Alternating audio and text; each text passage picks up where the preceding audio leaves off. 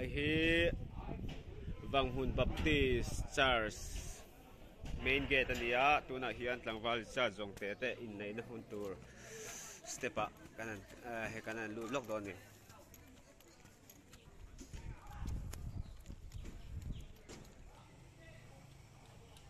vangh Baptis Church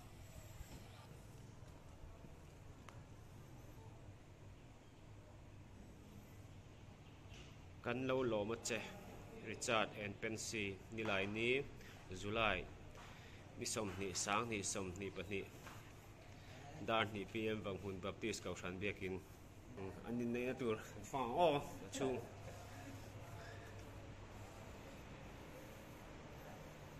o ta hian mo nu phalanga ta hian kal zel toni kal zel anga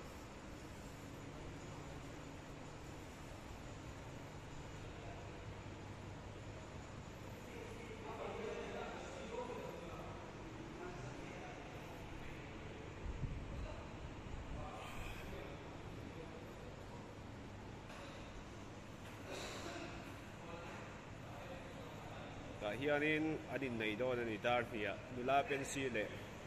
Pency bi Lalthangliani le tlangwal Richard Jongte te dar ni PM a vangh Baptis biakin adin nei don ani hi Pency bi Lalthangliani loina tur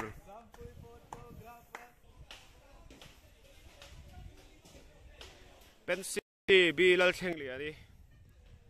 loina tur vangh Baptis biakin ani lai hi